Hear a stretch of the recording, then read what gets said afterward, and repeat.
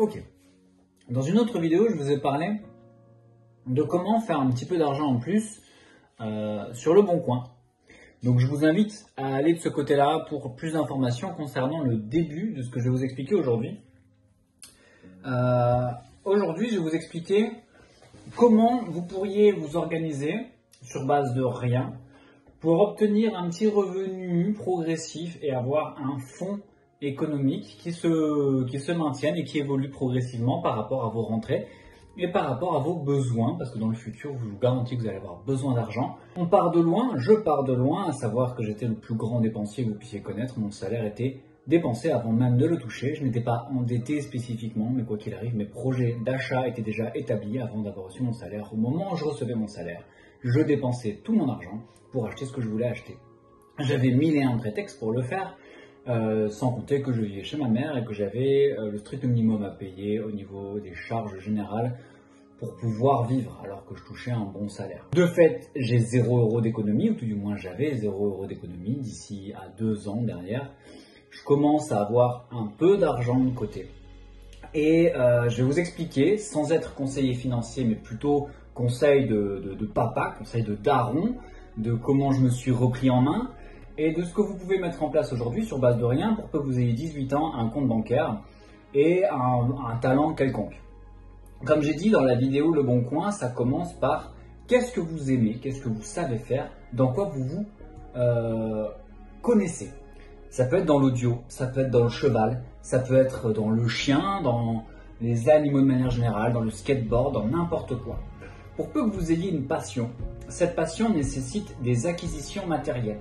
Ces acquisitions matérielles doivent être étudiées et optimisées. Moi, c'était la vidéo par exemple et l'informatique de manière générale. Donc tout ce qui est orienté technologie, je m'y connais un petit peu et je comprends et je sais d'un coup d'œil comme ça ce que ça vaut, ce qu'il y a sur la table. C'est la base. Sur base de ça, vous allez donc aller chercher de la matière à revendre pour le moins cher possible.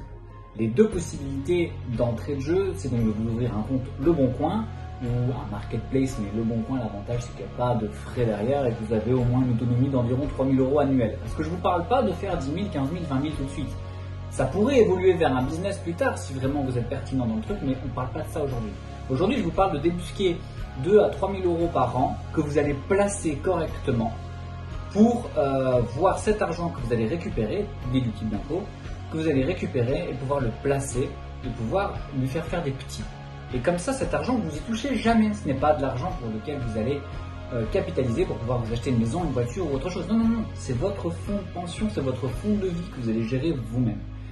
L'avantage d'avoir ça en main aujourd'hui, c'est de... Moi, je me dis, ok, je vois mon portefeuille évoluer, je vois les choses s'améliorer et ça me donne confiance en moi. Et cette confiance, je l'utilise pour avancer encore plus facilement, d'être un peu plus serein au sens de je suis de moins en moins tributaire de mon travail aujourd'hui pour gagner mon argent. Alors on parle de 100 € par mois, mais sachant que je gagne 1 500 € par mois en travaillant 10 heures par jour, plus ou moins, hein, je parle de toutes les heures emmagasinées, 5 jours semaine, ça fait 50 heures semaine consacrées à un job qui me rapporte 1 500 € par mois. C'est pas terrible, en prenant 10% de ça en mettant de côté, ça fait déjà une chose, mais c'est pas suffisant pour pouvoir faire avancer mon portefeuille économique au rythme où je dois me rattraper par rapport à tout ce que j'ai perdu, sachant que j'ai 36 ans et que vous pourriez commencer à faire ce que je suis en train de vous dire à 18 ans. L'idée est donc maintenant, tout de suite, là, d'ouvrir un compte Le Bon Coin, vous avez 18 ans, un compte bancaire, et vous allez trouver votre passion et vous améliorer chaque jour en cherchant, en générant et en étudiant la niche dans laquelle vous êtes et le portefeuille économique que ça représente, à savoir les acquisitions. Quand je disais ça peut être le cheval, dans le cheval on peut se retrouver à vendre des selles, à vendre des licol, à vendre de la bouffe pour cheval, à vendre des conseils, à vendre de la kiné, à vendre plein de trucs sur Le Bon Coin. Tu peux te vendre en tant que kiné équestre pour les chevaux sans vraiment avoir de diplôme. Après, ce serait à la confiance par rapport au retour des gens qui diraient « vous êtes merveilleux, prenez-le, même s'il est sur Le Bon Coin, c'est très bien ». Et donc vous faire connaître sur base de ça, et donc faire rentrer de l'argent dont vous n'avez pas besoin, de l'argent que vous n'allez pas utiliser pour vivre, pour aller en ville, boire des verres avec vos copains, ou pour acheter une voiture pour impressionner la voisine. Le but, c'est de prendre cet argent et de le mettre sur un compte bancaire d'abord le garder sur votre compte Le Bon Coin, et ponctuellement, quand vous allez étudier le marché, on va parler juste après, je ne suis pas conseiller financier, je vous explique comment moi je fais les choses et ça se passe plutôt bien pour le moment, ça fait 2 ans et demi que je suis sur le dossier. Une fois que vous faites ça, vous voyez l'argent qui se place progressivement. Et donc le but, par exemple moi avec l'informatique et la technologie, c'est que je récupère de la matière, soit au rebut, soit on me le donne, soit je l'achète vraiment pas cher en chinant dans les petits, comment ça s'appelle, les vides-greniers, etc. etc. Je demande à des entrepreneurs, je sais que dans les entreprises, il y a de la matière à récupérer parfois, des fois ils veulent bien, des fois ils veulent pas, bon, si tu ne demandes pas, tu ne sauras pas. Et donc sur base de ça, j'arrive à accumuler de la matière que je peux requalifier et revendre sur Le Bon Coin, soit en pièces détachées, soit en direct sur base de ce que c'est, de ce que je trouve et de ce que je peux revendre sur base de ce que ça vaut. Le but forcément c'est de l'acheter au moins moitié moins cher que ce qu'on va vouloir le vendre, parce que bon, à un certain moment, le but c'est de faire évoluer le portefeuille, mais ce n'est que la première étape. Vendre sur Le Bon Coin, c'est la première étape. Mettons aujourd'hui vous avez 500 € sur votre compte Le Bon Coin, qu'est-ce qu'on fait ? 2 possibilités s'offrent à vous avec ces 500 €. Soit vous les réinvestissez sur de la matière sur Le Bon Coin. Vous allez gratter les gens qui sont là en vente en dilettante pour le plaisir, de choses que vous connaissez. Vous les grattez à moitié du prix que vous savez que vous allez le vendre. Si la personne veut bien vous le vendre à ce moment-là, après 2-3 DM, vous pouvez tenter le coup. Et des fois ça marche. Moi je le fais pas personnellement. On me démarche de la même manière, de cette manière-là, et je refuse catégoriquement de baisser mes prix parce que forcément moi je sais déjà ce que je veux faire. Et donc derrière, et je sais aussi ce que les gens vont faire derrière. Moi je veux vendre à quelqu'un qui va utiliser ce que je lui donne, pas quelqu'un qui va la racheter pour le revendre plus cher derrière. Ça m'intéresse pas plus que ça. De là, moi ce que je veux faire, c'est rentrer de l'argent sur Le Bon Coin. Et avec cet argent, bon, si je vois une belle opportunité sur Le Bon Coin, pourquoi pas si c'est pour multiplier mon capital sur Le Bon Coin. Sachant une chose, théoriquement, mais il faudrait que je vérifie parce que je ne suis pas conseiller financier ni fiscal, mais théoriquement, tant que votre argent est sur votre portefeuille Le Bon Coin, votre portefeuille Le Bon Coin n'est pas un compte bancaire, donc vous ne devez pas le déclarer. Ce que vous devez déclarer essentiellement, c'est ce que vous mettez sur votre compte bancaire, c'est ce que vous rémunérez à travers ce que vous vendez sur Le Bon Coin. Une fois que c'est arrivé sur votre compte bancaire, passé un certain seuil, il faut le déclarer et donc payer des impôts dessus. Attention, si vous êtes jeune, que vous êtes en train d'étudier, sachez que tous vos barèmes peuvent bouger sur base de ça et c'est très dangereux. Parce que j'ai entendu parler de jeunes qui arrivaient à générer 10 à 12 000 € par an sur Le Bon Coin. Le problème, c'est que derrière, les parents se sont retrouvés à devoir payer des taxes là-dessus et à se retrouver sucrés de toutes les aides familiales qu'on peut avoir en France pour pouvoir élever ses enfants. Donc faites attention à ça, c'est très bien, c'est très beau maintenant. Sur base de 12 000 € le gamin, bon, il s'autogère, tant mieux pour lui qu'il fasse sa vie, tant pis pour les parents j'ai envie de dire. Mais si vous passez les 5 000 par exemple, et que donc vous passez de 1 000 € le barème, vous êtes dans la même merde, sauf que vous n'avez pas les 12 000 à la base pour compenser. Ouais, je suis occupé. Tu peux arrêter de rentrer. Je termine ça, je parle à la caméra. Donc, sur base de ça, vous vous retrouvez un peu dans une misère. Donc, théoriquement, si vous ne sortez pas l'argent de Le Bon Coin et que vous y allez progressivement et que vous ne sortez que X milliers d'euros par mois, par an de votre compte Le Bon Coin sur votre compte bancaire, vous n'avez que ça à déclarer. Une fois que c'est déclaré, vous devez rester en dessous du barème, vous ne payez pas de taxes. Une fois que vous avez pris cet argent-là, vous le mettez directement sur un compte de placement. Alors, il y a plusieurs possibilités. Par exemple, il y a Fortuneo qui propose les PEA, les plans d'épargne en action, qui vont vous permettre de faire la même chose que par exemple Trading 212.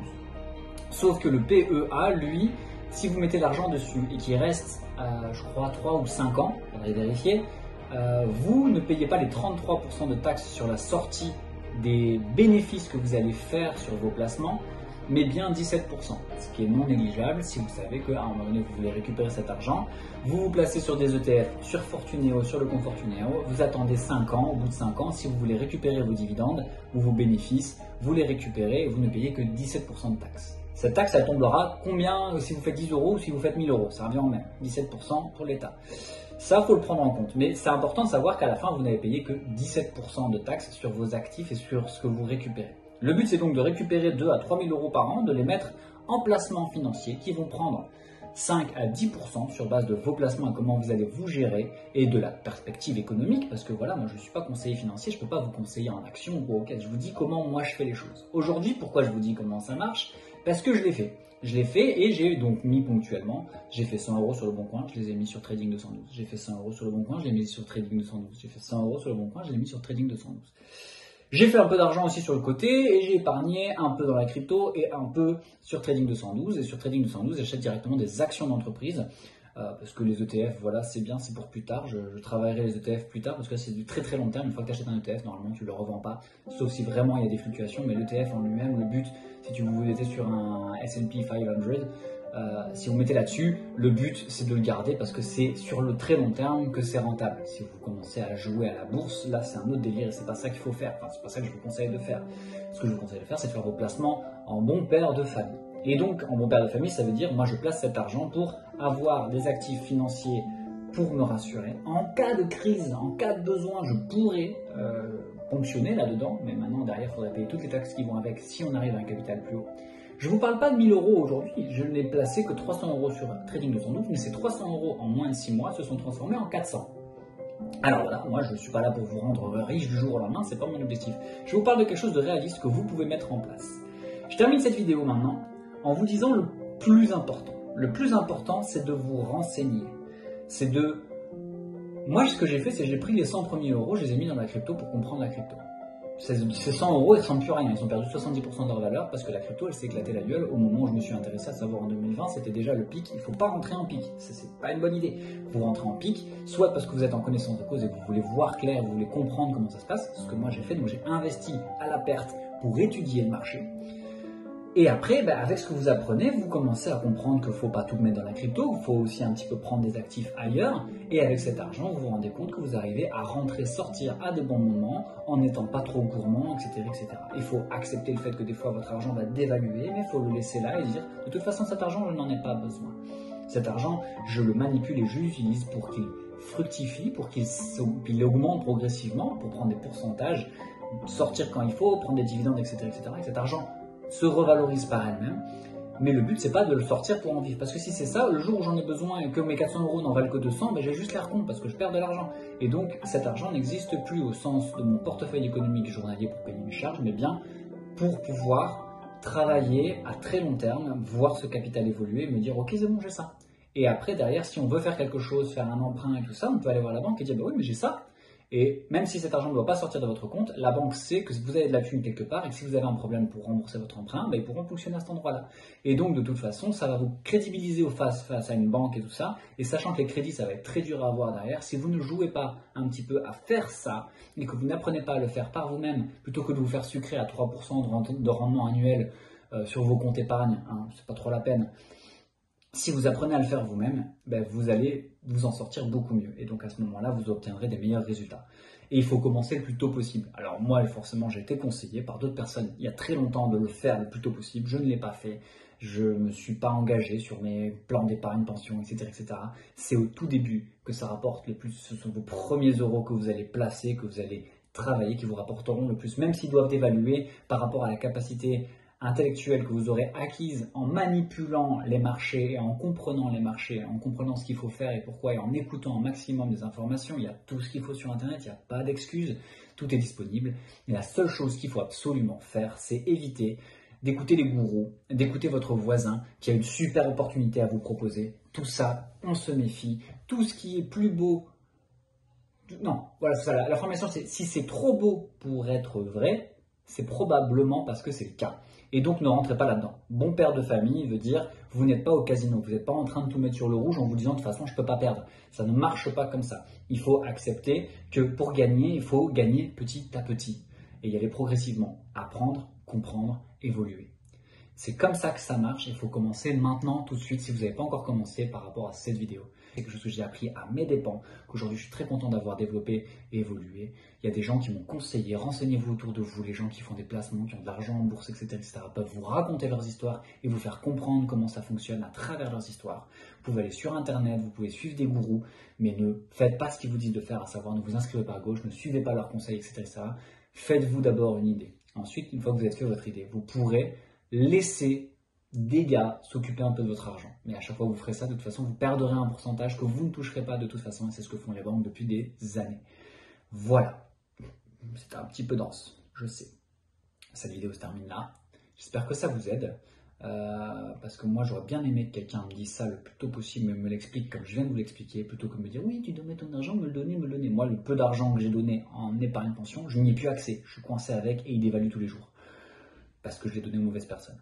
Donc faire attention à tout ça, faire des erreurs c'est pas grave, maintenant il faut réapprendre et évoluer. Ce n'est pas une arnaque. Ça n'a jamais été une arnaque, ça fait plus de 100 ans que des gens se font des millions sur base de ça. Vous pouvez vous faire 1000 euros par an sans faire de mal à personne et sans transformer la planète en un endroit monstrueux. Parce que c'est pas du tout ça le concept.